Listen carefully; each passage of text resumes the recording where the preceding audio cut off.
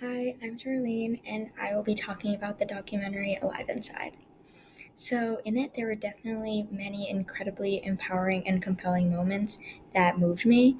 So, one of them was with Henry, who appears near the start of the documentary. He's an elderly man with dementia who initially cannot even tell us his name or remember his daughter. But when Dan Cohen brings an iPad to Henry, he listens to the music and he completely transforms. He starts singing, I'll Be Home for Christmas, answering in full sentences to the questions. Like when he's asked, like, what's your favorite song? He says, I'll be home for Christmas. And he speaks with such clarity and enthusiasm to the questions about his past. I honestly was really astounded and shocked.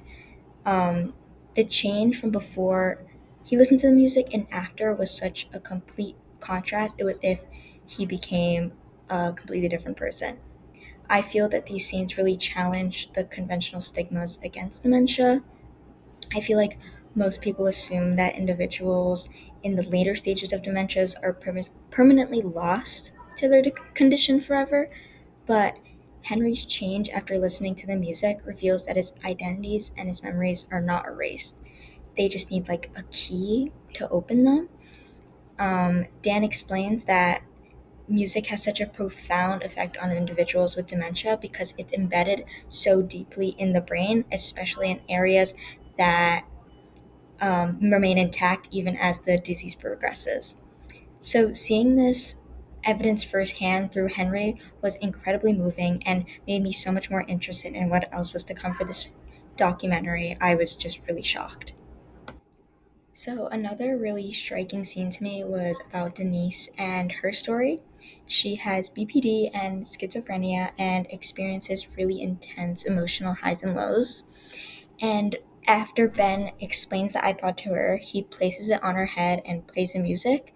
Her transformation was immediate and honestly really made me emotional. Like it was just so beautiful how she goes from crying and being incredibly sorrowful to getting up, pushing away the chair, and pushing away the walker to just dance. When Ben also said that Denise had used that walker every day for 2 years, I was stunned. It really showed me that music's benefits reach beyond caring for individuals with dementia, but it can also impact mental health in general. I can really see the way the music anchored her emotionally and gave her a sense of relief and serenity. It made me so happy to see that she was genuinely having fun and dancing with Ben, considering the fact that only a few minutes earlier she had said a line and she said, I keep on trying and I drop.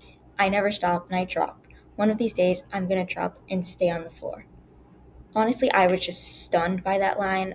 I haven't stopped thinking about it since. It's just such a powerful line to me. So another moment that really stood out to me was when the narrator finished interviewing Mary Lou and Doug. He said, "We wanted to believe that music would help Mary Lou stay with her family longer. We didn't know if it could do this until we met Norman and Nell."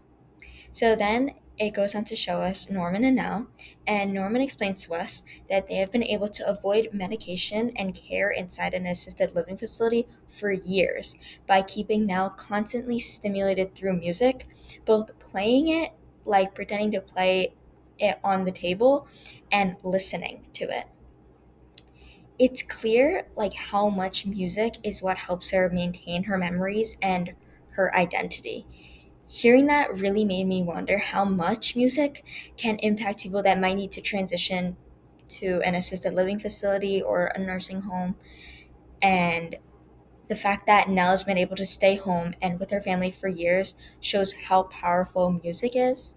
Like, they have been able to stay independently in their house without the need of medicine or assisted care, even though people that are like going through the same thing as her might already be in nursing homes.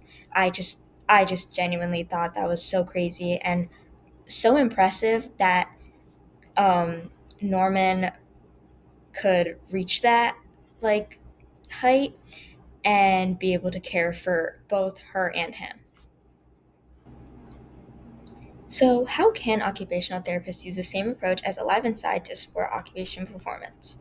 OTs can adopt a similar approach by creating meaningful and personalized interventions surrounding music. The first one that I thought of was incorporating rhythmic movement slash dancing into it. Synchronizing simple movements to the beat of the music can improve many things like coordination, balance, cognitive function. It could also be a fun activity for someone who loves music or even dancing and help elevate their motivation while also being able to get them back to an occupation they love and also helping them become more independent. For example, individuals with Parkinson's disease might find it easier to initiate movement while stepping or tapping to a beat, which would definitely improve their mobility and their independence. And another example of that could be drumming or clapping to a beat, which would improve the individual's bilateral hand coordination. So, another intervention that I thought of was using songs to help with an individual's ADLs. For people who struggle with executive functioning, memory, or attention deficits, singing the instructions could definitely serve as a powerful way to reinforce the steps of each ADL. So, for example, children with ADHD might have trouble staying on task, they might forget what to do next, they might not even know what to do next. So, singing a song like Wake up, stretch, it's time to rise, rub the sleep out of your eyes. Clothes on first, one by one, shirt then pants, almost done. Brush your teeth and wash your face. Now you're ready, off we race. Something catchy like that and something that rhymes would definitely help a child remember it. Also, if it was maybe to the beat and rhythm of Twinkle Twinkle Little Stars, which everybody knows would definitely help solidify that memory. And it would give the child a fun way to stay on task and would also help children transition through the task smoothly and independently and following each step by step. So, another way music could help people with, say, anxiety, sensory sensitivities, or trouble regulating their emotions would be through calming music. So, for example, for people who have mood swings or have BPD, playing the same calming and relaxing music every night could be a gentle way to remind or tell the individual that it is time to get ready for bed. Because if they don't want to or they want to go to bed later and it wouldn't be good for them, they might lash out, they might become severely agitated, but introducing a routine and introducing it through a calming sound would definitely help.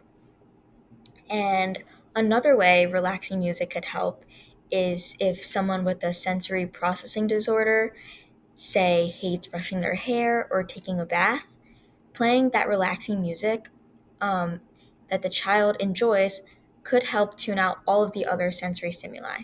So, having music to ground them would help prevent them from becoming overwhelmed. And it's not only about children, anybody who has sensory processing disorder or they get overwhelmed very quickly, overstimulated, this would definitely help. So, my last idea for an intervention regarding music would actually be playing a musical instrument. It can improve many things like fine and gross motor skills, hand eye coordination, and even boost cognitive abilities. So, as seen in Alive Inside with Nell and Norman, Nell is constantly stimulated through the use of music. It's how she's been able to stay out of a home for so long, and she not only listens to music, but she also plays it. She plays the piano on the table and she's just in her own zone. Being able to play an instrument contributes not only to the physical aspect, but also the emotional well being and can reduce stress and promotes self expression and creativity. Learning and mastering an instrument can improve memory, your discipline, patience, and benefits overall brain function. Honestly, I feel like the documentary completely changed my view on music. I've never thought of it as something that could help and heal. I always just saw it as something fun to do, but now I know that it can help so many people, so many individuals, children, adults, the elderly. It can help so much, and I'm really glad I watched it. Thank you.